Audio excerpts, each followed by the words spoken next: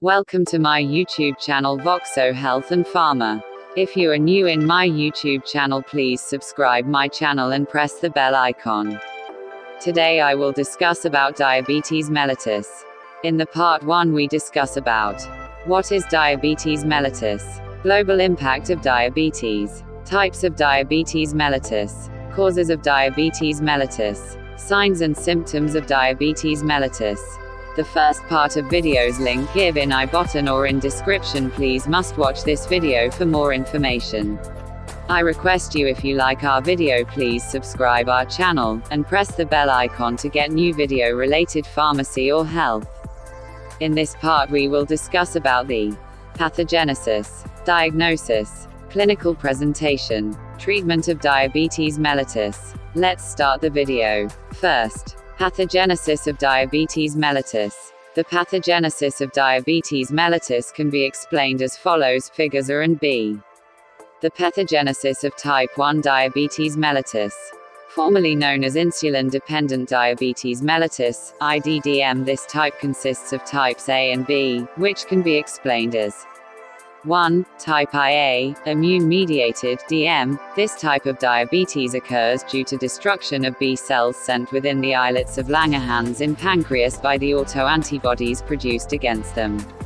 The autoantibodies are formed against islet cells, insulin, glutamic acid decarboxylase, and tyrosine phosphatases islet antigens, IA2 and IA28. Since the beta cells are destroyed, insulin is not secreted. Interplay of the following three mechanisms is responsible for the destruction of islet cells. 1. Genetic susceptibility. Class 2 MHC, major histocompatibility complex, linked genes and non-MHC linked genes are responsible for protection of B cells against destruction. When these genes are altered, abnormal immunologic response occurs and the immunity conferred by the is hampered. In figure, pathways of B cell destruction leading to type 1 diabetes mellitus. 2. Autoimmunity. The immunity of a person and its role in destruction of B cells by production of autoantibodies plays a role. 3. The environmental factors.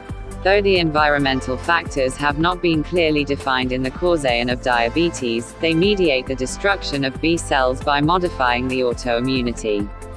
Factors like presence of viral infections, geographic and seasonal variations, and exposure to certain chemicals, like alloxan, etc., have been considered to trigger this disorder. 2. Type I, idiopathic, diabetes mellitus. This type of DM has no known etiology. These patients show no evidence of autoimmunity, as they test negative for autoimmune markers. However, there is insulin deficiency in these patients. Next. 2. Type 2 diabetes mellitus. Formerly known as non-insulin dependent diabetes mellitus, NIIDDM, this type is characterized by either impaired insulin secretion, a delay in inulin secretion compared to the glucose LOND, or insulin resistance. Peripheral TSUs are unable to respond to insulin, though the P cells are either not destructed at all, or it's so, and moderately destructed. Interplay of genetic factors and constitutional factors bring about this type of diabetes mellitus. 1. Genetic factors. In case either of the parents are diabetic, the offspring has an increased chance of getting diabetes. However, if both the parents have type 2 diabetes mellitus, the chances of the offspring getting this disorder increases to 40%. 2. Environmental factors. Certain environmental factors like obesity, physical inactivity, and hypertension contribute in the occurrence of this disorder. Next. Diagnosis. 1. Testing recommendations. A. Screen all adults over age 45 every 3 years. B. For those with risk factors for diabetes, obesity, family history, history of gestational diabetes, start screening earlier. Some recommend early screening for African Americans and Native Americans. C. Test anyone with signs or symptoms of diabetes. 2. Perform any one of the following tests on 2 separate days. A. Fasting plasma glucose criteria for DM, glucose greater than 126 mg/dl. preferred test for screening. If between 100 and 126 mg (dL), perform a 75 g oral glucose tolerance test, although this is rarely done, a recheck fasting glucose. B. Random plasma glucose criteria for DM. Glucose greater than 200 mg (dL) in a person with diabetic symptoms. C. 2-hour postprandial plasma glucose level criteria for DM. Glucose greater than 200 mg (dL) after administration of the equivalent of a 75 g glucose load, more sensitive than fasting glucose level, but less convenient.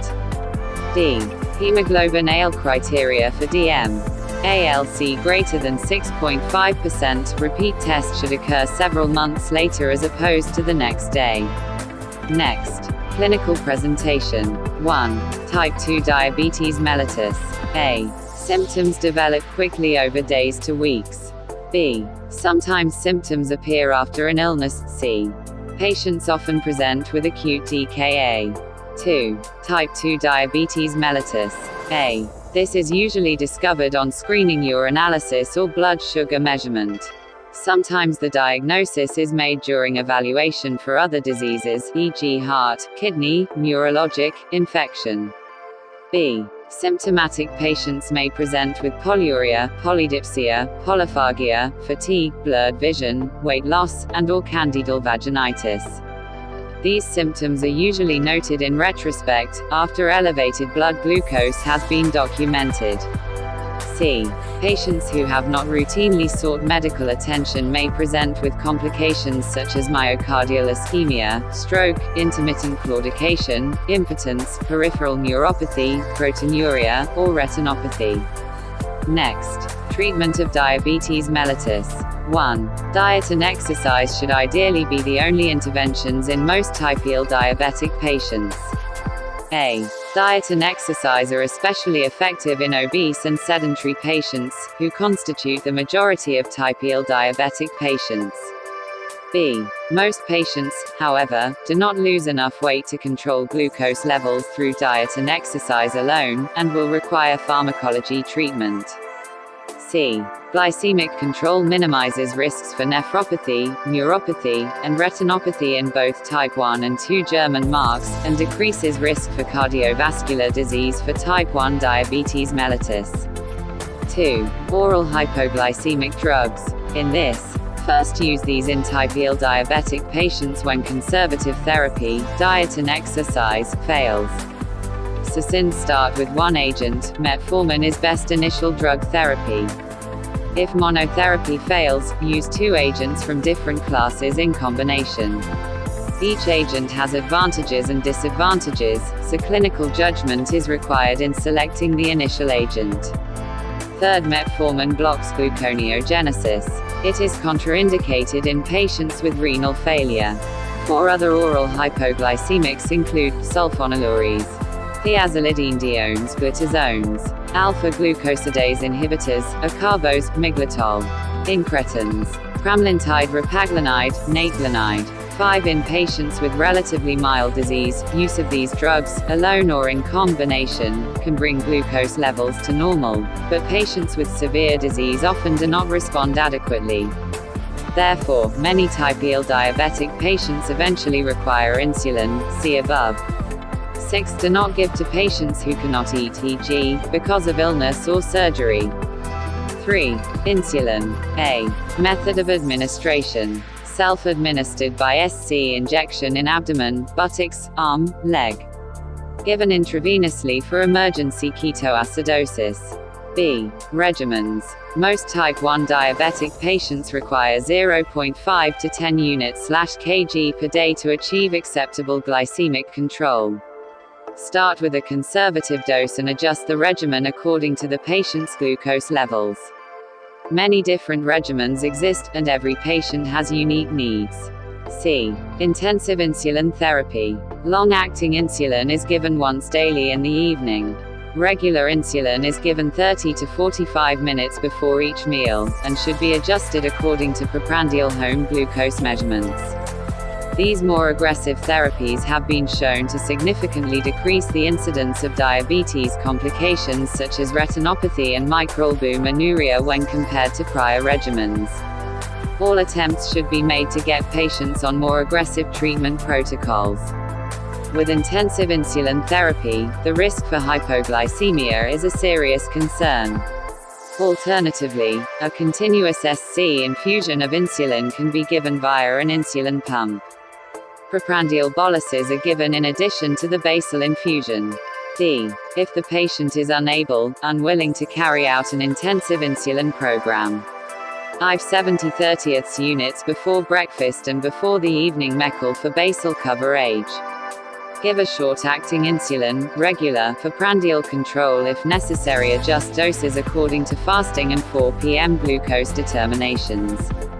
Inpatient management of diabetic patients, sliding scale. An insulin sliding scale, SSI, of regular insulin doses given according to bedside finger stick glucose determinations is helpful in controlling blood glucose levels in the hospital setting. In general, SSI should be used in addition to a regimen of intermediate-acting insulin. If given alone, hyperglycemia usually results. Monitor blood glucose 4 times per day, before meals and at bedtime. If the home insulin dose is unclear, or if the patient anticipates greater requirements of insulin due to an illness,